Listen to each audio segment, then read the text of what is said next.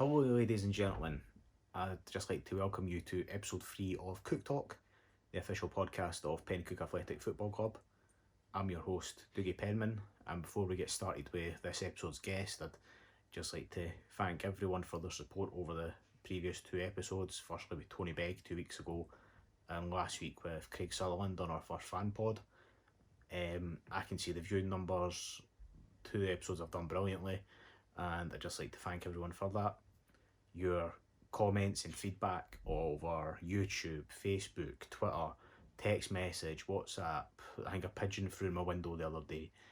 It's all greatly appreciated.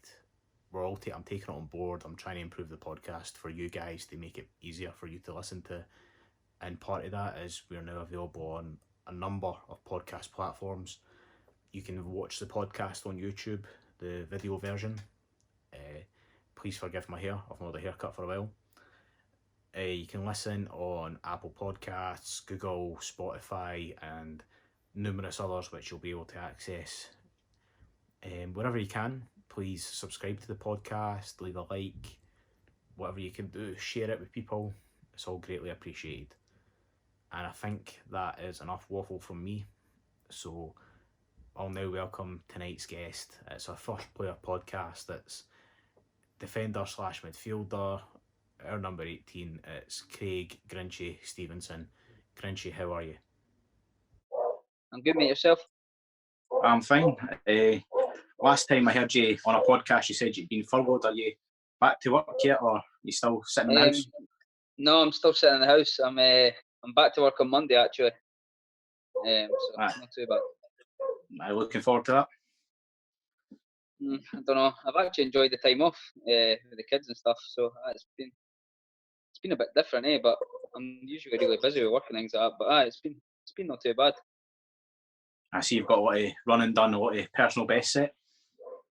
I've sort of used the no football, that sort of taking the frustration out and just try to get just out in the running, really, just to try to get fit. I'm probably fitter now than I've ever been, to be honest. If it'd be funny, I've normally I'm really busy at work, so I didn't really get out for runs and things like that during the season. But I've been going for runs every second day, and it's been good for my fitness levels, that's for sure. That's good to know. So part of the reason we've got you on is we're going to sort of talk through your career to date, and then we've got some quick fire questions about the boys at the end, which will hopefully bring some humour to this, as we've heard a few fans mention. So as a youth player, you spent time with Hearts and Hibs before making your senior debut at Cowdenbeath. How was that experience for you? It was good. Started off at Calvary Park when I was really young, 6, 7-year-old, and then I went to Hearts at under 10s. Spent a season there. Scored quite a lot of goals when I was younger. So, and then signed for Hibs. Spent 5 years there. Really enjoyed it. It was a good upbringing with a lot of good coaches. Spent 2 years with James McDonough, who's now Edinburgh City manager. He was really good. There was other coaches, sort of old school coaches, they would call it now. I would say Jimmy Burns, Dave McMillan, but really good, tough, but I enjoyed it. Really good. So there you went back to Hutchison Vale before you sort of stepped back up to the senior leagues, where you spent 3 months at Berwick. What happened there? So from Cowdenbeath, I spent 3 years at Cowdenbeath and then went to Hutchie. And then my manager from Hutchie went to take Berwick reserves. Right. He must have put in a word in at Berwick. And I went on trial there and got a contract, and then went down there. I wasn't really playing much. I was on the bench, travelling up to Peterhead, Arbroath, Montrose, and I just didn't enjoy it. It was I was getting 5 minutes here, 10 minutes there. Sometimes I wasn't even on the bench. So I decided just to go back to Hutchie to play games.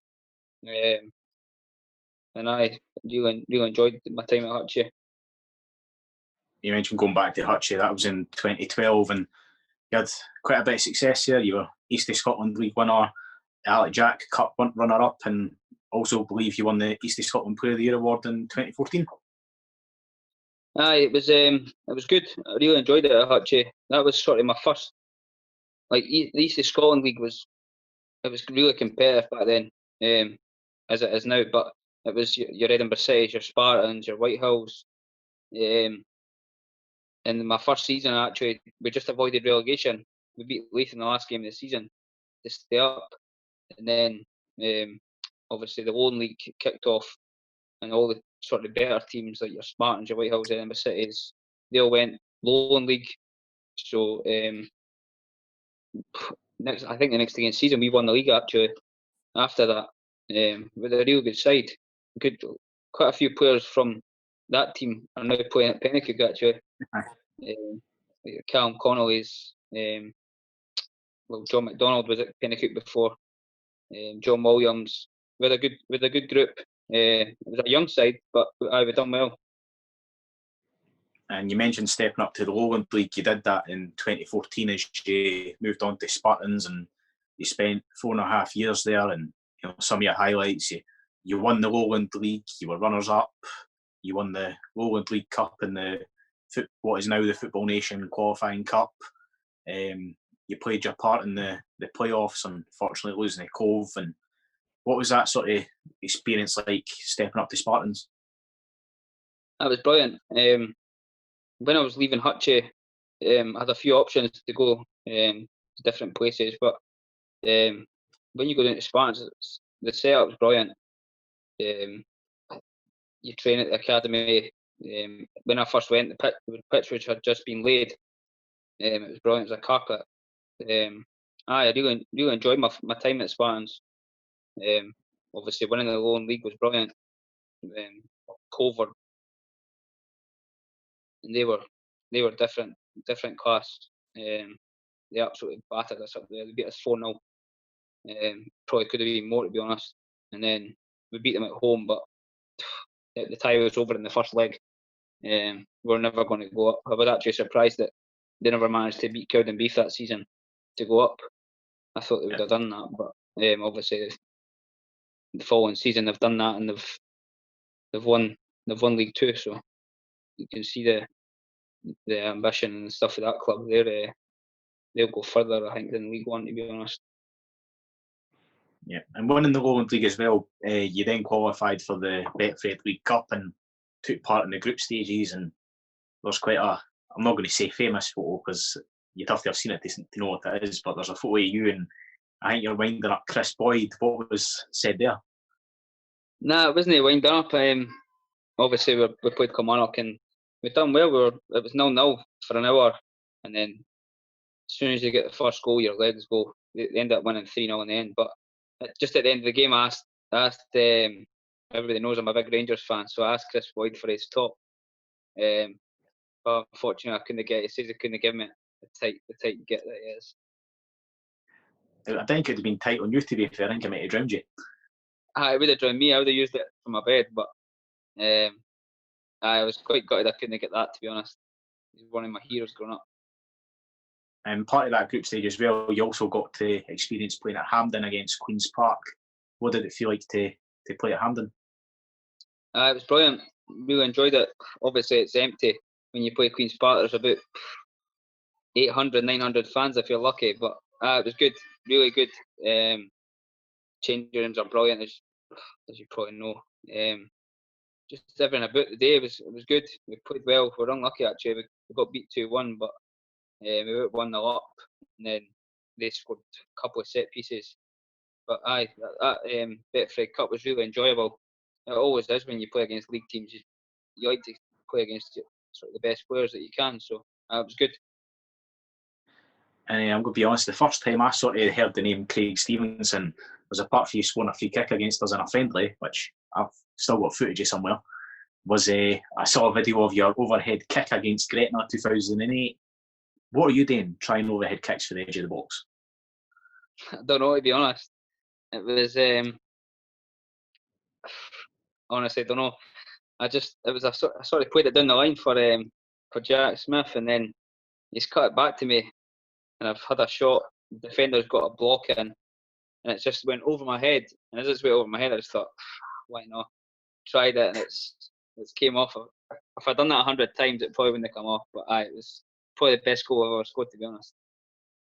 Well, we might come to that later on, but that was your final season at Spartans. You joined us in December 2018, but how did that move come about? I don't know really. It was obviously I had spoke to Dougie Samuel at Spartans.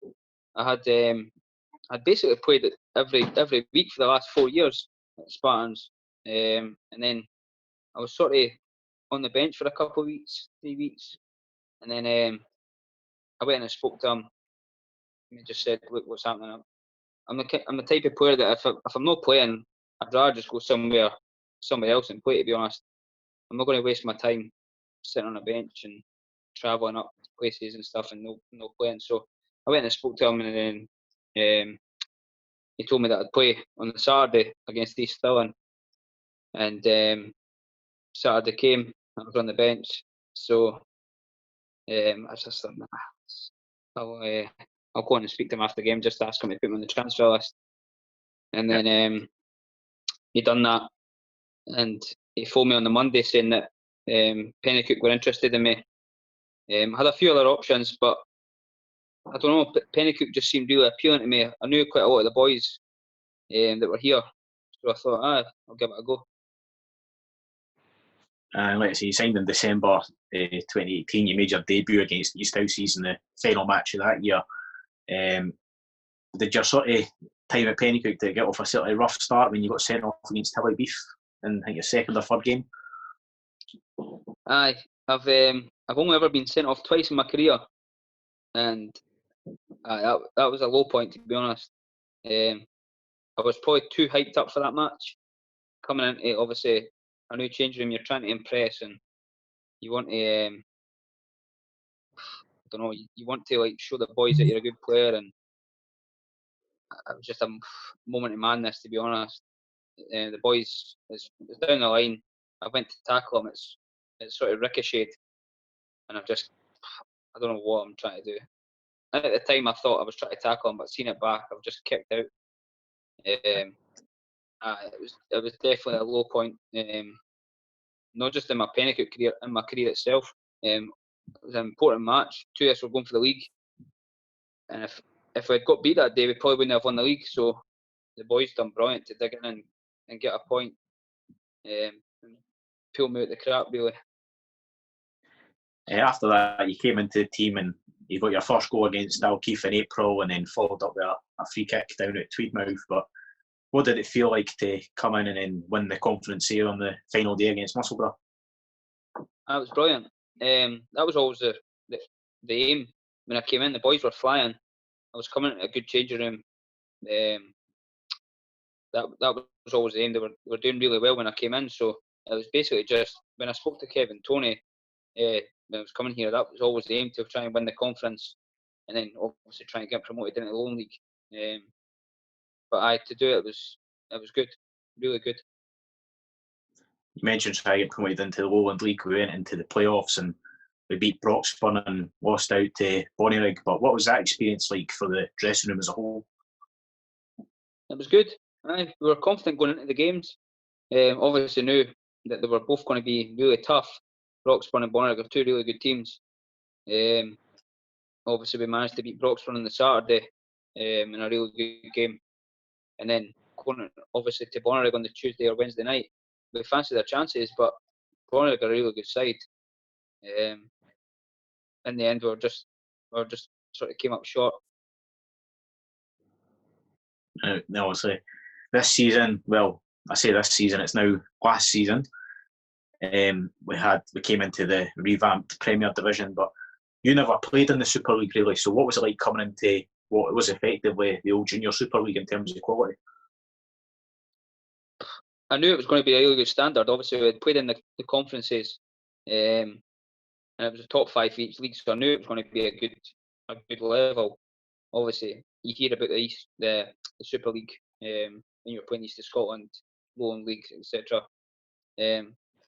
Some big clubs, Bo'ness, Linlithgow, some really big clubs in there. So I knew that it was going to be a tough standard, and it proved to be that. It was really competitive. Every game you go into, anyone can beat anybody in the day, really. That was good. It was good, really good. Obviously, the league season finished on points per game, and we finished 8th. Do you feel that we maybe underachieved a wee bit last year in terms of the league? Aye, definitely. Going into the league last year, us as a group of boys, we obviously wanted to try and challenge for the league. The Scottish Cup was brilliant. Obviously, that can be a bit of distraction. I know it can be seen as an excuse. It was the same with Spartans in my first season. We finished 4th in the Lone League, but we got to the last 16 in the Scottish Cup. It's hard to go from a big high in a Scottish Cup game to like coming back to playing like teams in your league with 1,000 less fans, if you say. But aye, it was a good experience, and I think it'll benefit us for next year going into that. Yeah, you mentioned the Scottish Cup as well, and I think we'd be remiss if we didn't cover that in some sort of detail. And we came through the prelim rounds, and then we had Cumbernauld away, and there was 5-1 victory, but there was maybe a special goal in there for a goal of the season winner for yourself. It was brilliant. I've always liked playing at Cumbernauld. I've played there obviously a few times with Spartans and stuff, and I always seem to get a good result there. It's a tough place to go, to be honest. And when the draw was made, I thought that'll be a really tight. But that day was brilliant. The boys from start to finish, the crowd as well. That was the first time that I had seen like Penicuik fans coming away. Obviously, you get them in numbers, sometimes maybe 100, 150 to away games. But that Cumbernauld game was sort of the first game that I thought, this is a good club. Yeah, and then we went from Cumbernauld, we moved on, and we had Stenhousemuir, and again you were on the score sheet. What colour did your shorts go when Graham Smith saved that penalty? I think you know the answer to that. It was the worst penalty I've ever had, I think. I don't know, to be honest, to this day, I don't know how he never caught it. But I'm just glad it came back to me and I can just tap it in the net. But that day was one of the best games I've ever been involved in. Just everything about it, to be honest. We said when they turned up, we seen them walking out and that, and we just thought, they think they're just coming here for a stroll. And it just, I don't know, everything about that day just felt like this is going to be our day. Obviously, in the first half, we've had a few chances. Sam and Lundberg missed a couple of chances, and you coming at half time, being the better team 0-0 against the league team, you think we need to take one of these chances soon, or they're going to punish us. But we just seem to go from strength to strength in the second half. And as soon as we got that first goal, I couldn't see us losing it, to be honest. And you mentioned the away support at Cumbernauld, but I think that was dwarfed by quite a bit going through Firth Hill to play Partick Thistle. Where does that rank for you in sort of the games you've played as well? Aye, that was special, to be honest. As I said previously, we got to the last 16 with Spartans, and Spartans took 1,500 down to Berwick. But I never actually played that night. I got the last 20 minutes or something. To actually be involved the whole game against Partick. The Penicuik fans that day were unbelievable. Like from start to finish, all you could hear was the Penicuik fans.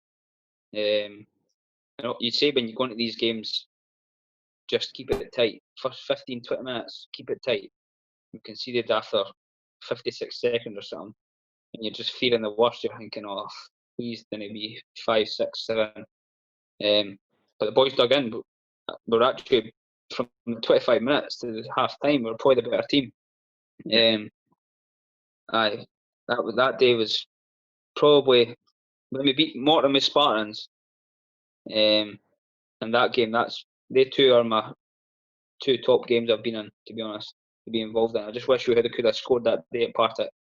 and it would have been, I don't know what the fans would have done if we had scored. It would have been unreal.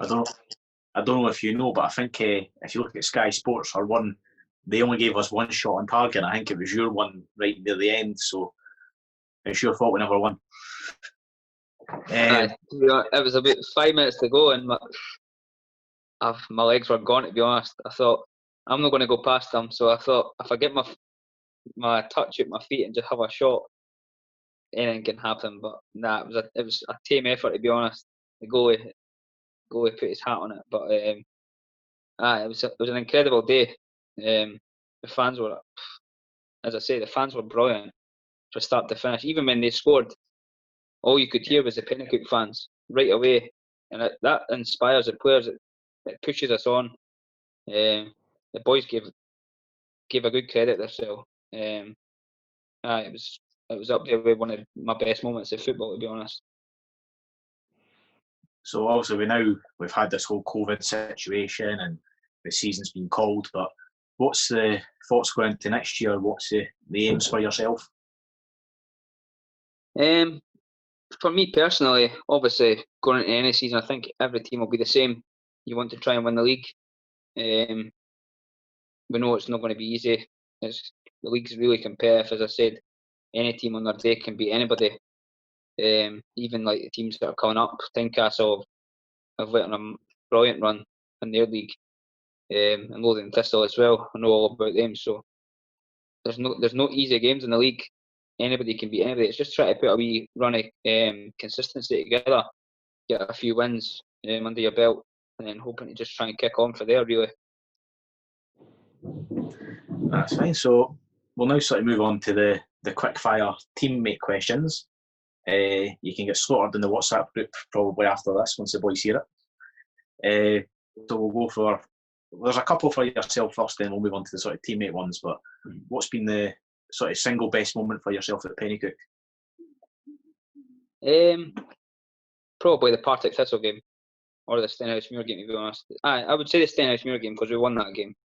The changing room after the game, you've seen the video. Brilliant. Just that when you win a game like that, when nobody's expecting you to win it, you're the underdog. There's no better feeling. And to celebrate with the boys after that was probably my best moment at Penicuik so far. Best goal for Penicuik? The Cumbernauld one. It's got to be. Cumbernauld one easy. Scottish. I've always loved the Scottish Cup. There's something about it that's just special. Obviously, it's Penicuik's first Scottish Cup in, was it 60 years? 80. 80 years. Well, and then obviously to go on the run that we did, it's got to be the Cumbernauld goal. And the final one for you, defence or midfield? I prefer midfield. I prefer sitting in midfield, just sitting in front of the back four. I don't mind playing full back. I played most of my, as I said, when I was younger, at Hibs and Hearts, I was a striker. And then when I went to Cowdenbeath, they moved me to left back. And then I've sort of fluttered between left back and centre midfield from there, and at Spartans. I like full back, but if I was choosing my position, it'd be midfield. Yeah. So now on to the sort of boys. Who's the most skillful? Most skillful will be Scotty McCrory. His feet are ridiculous. He's we play like warm up games at training and stuff like that. Toro, and his feet are a joke. He sent Ryan Baptiste to the shops. At the Dalkeith. I'm not sure what it's called. Sort of World of Soccer place at Dalkeith. He done a wee move. I still don't know how he's done it. And he's dragged it back, and Ryan's ran into the wall, and Scott's like dragged it back, and hey, it was unbelievable. He's definitely the skillfulest. Who's got 2 left feet? 2 left feet. A difficult one.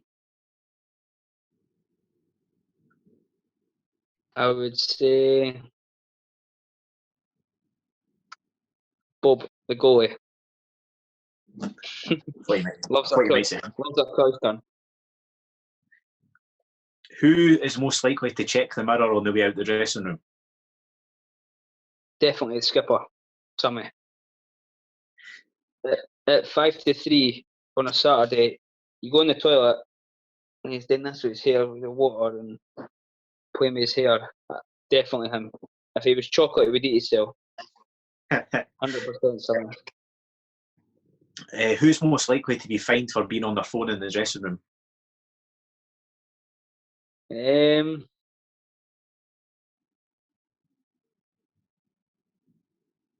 Tough one. Probably Pagey, I would say. It's quite a hard one, actually. Aye, I would maybe say Pagey, aye. Who's the best dressed? Best dressed. There's no many, to be fair. A few of the boys are. Best dressed. I'm not even going to answer that because they're all absolute horrendous clobber. I would maybe say the boys that were at the team night out, I'll go for Jordan Caddo. He's not obviously at Penicuik anymore, but he loves it still. He loves a wee bow tie and hat and stuff like that. So I'll go Jordan Caddo. It's a nice cop-out answer. Who's the worst dressed then? Definitely Summy again. He's without fail every night out. He's got a pair of Vans and ripped jeans. Without fail, the skipper. I think everyone in the team will agree with me on that one. Who's the team joker? Probably myself. Aye, probably me. And who's got the worst patter? Definitely Scotty. Scotty's patter. Oh, he would give a sleeping tablet a hard time to fall asleep. It's horrendous. He thinks it's funny as well, which is the worst, but on a night out, I'd rather have his dad Gogs on a night out than him. When his dad turns up, everybody's buzzing. When Scott turns up, it's just like, just go home. Who's the best trainer? Best trainer? I'll say Tansy. He's an absolute machine for 35-year-old. Who's most likely to buy the biscuits? Most likely to buy the biscuits. Callum Connolly's been on them a few times. Callum's been on them a right few times. His biscuits are terrible, like, but he's been on them a right good few times, 4 or 5 times, I would say, last season. And who's the smartest? Well, we've been doing the quizzes. I wouldn't have said this before lockdown, but Tansy seemed to have won every single quiz. I think he's got Lisa behind him, whispering the answers off Google, like, but I'd have to say Tansy. I think he's won about 4 out of 5 quizzes, and the only one he's no one is when he's been the quiz master. So it's got to be Tansy. So, and sort of counter like that, who's the least intelligent? And I think I know the answer. I think everyone knows that. With your tweets and stuff after the quizzes, got to be Bob. To be fair to Bob though, he's been joined in every quiz. Liam O'Donnell's not turned up for one quiz, and he's absolutely bricking it that if he turns up, he's going to be last. So I'm going to save Bob on this one. I'm going to go for Liam because he's an absolute cop out. That's fine. We'll expect him the Monday night to defend his honour. Who's got the best dressing room music? Baptist's a dressing room DJ. It's not always the best, to be fair, but since I've came to Penicuik, he's been on it. Aye, Baptiste, the dressing room DJ. And who's best on a night out? Best on a night out. I shared the room with Liam in Newcastle. That was a good laugh. Best on a night out.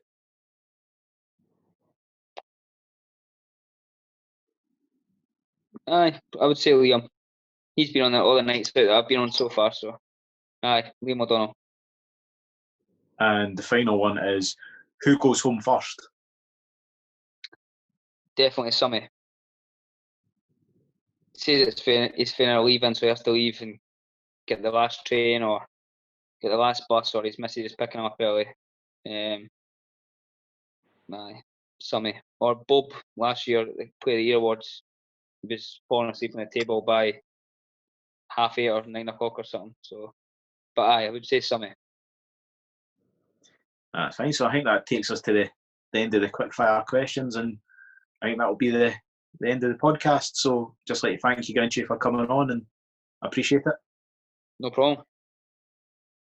And just remind everybody that we're available on a number of podcast platforms. So like and subscribe and leave us a comment, a review, and let us know what you think. Cheers. Goodbye. Cheers.